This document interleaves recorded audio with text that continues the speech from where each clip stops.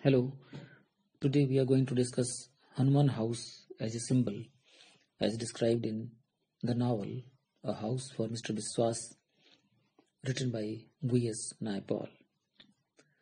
Hanuman House is not just the abode of the Tulsi clan, it has a certain significance in addition to being just a residence.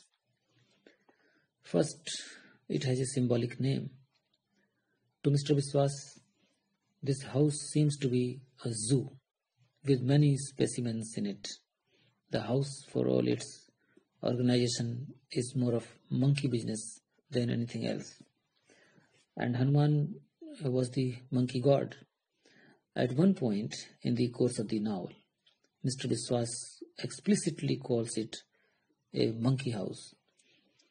He also describes it as a blasted zoo.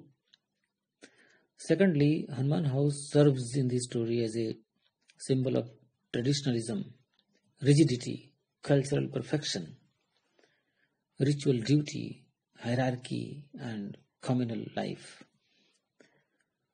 Describing the organization of this house, the author tells us that Mrs. Tulsi's daughters and their children had to sweep the floors, wash the clothes, cook the food, and serve also at the counters of the Tulsi store. Mrs. Tulsi's sons-in-law, under Seth's supervision, had to work on the Tulsi estates, look after the Tulsi animals, and also occasionally lend a helping hand in the Tulsi store. In return for such services, all the inmates were given food, accommodation, and a little money. The children were well looked after, and all the inmates were treated with respect by people outside in view of their connection with the Tulsi family. Some of the daughters of Mrs. Tulsi, having married rich husbands, enjoying a certain social position, had left Hanuman House and were living with their husbands' families and therefore formed no part of the Tulsi organization. But most of them settled down in Hanuman House itself with their husbands and gave birth to their children in that house. Now, on a closer examination, we find that Hanuman House does not have such an attractive family organization as appears on the surface. The organization is in fact a slave society built up by Mrs. Tulsi and Seth, who need workers to maintain their empire. Mrs. Tulsi and Seth exploit the homelessness and poverty of their sons-in-law, who work for them in return for food, clothing, etc. Men are necessary in Hanuman House only as husbands for the Tulsi daughters and as laborers on the Tulsi estates. To accept Hanuman House is to submit to slavery. The Tulsi daughters have no choice because they have known no other world. It is only late in the story that education becomes a means of liberation from Hanuman House.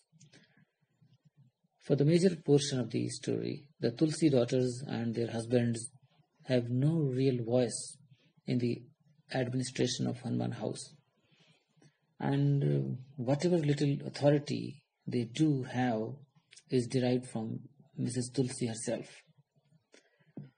There is a competition among the inmates for favors from Mrs. Tulsi, and Mrs. Tulsi knows how to distribute these favors so as to prevent undue rivalries and bitterness.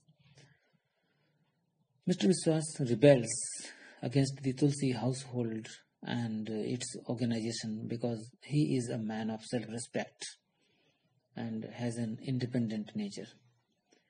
He simply cannot adjust himself to the conditions of slavery under which the others live in this house.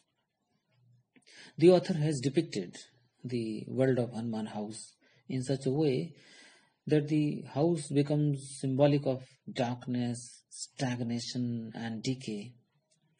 The house is described as a fortress, impregnable, windowless, slightly sinister. Its kitchen is full of blackness, which is compared by the author to a solid substance. In fact, every other Tulsi home at the Chase, at Green Whale, at Short Hills, and in Port of Spain also produces a similar impression. For instance, the shop at the Chase has walls which are black with soot as though a new species of spider had been bred there. The barracks at Green Whale have trees around them. These trees darken the road and their rotting leaves choke the gutters. The house at Short Hills is soon reduced to a ramshackle decay. And round the house in Port of Spain, the Tulsis build a symbolic wall. Hanuman House is also a place where the old Hindu rituals and ceremonies are scrupulously observed, even though the real spirit has gone out of them and only the shell remains. Some of the Tulsi daughters and the other women folk have a little more authority than the others, thus producing an impression of a hierarchy which too is part of the old joint family system among the Hindus. Although every effort is made to preserve the old culture and the old Hindu taboos, the family cannot resist certain external and alien influences. The Tulsi sons, for instance, are attending a Roman Catholic educational institution and have begun to wear crucifixes. Hanuman House celebrates Christmas too. The children on Christmas Day receive presents very much as children in Christian families do.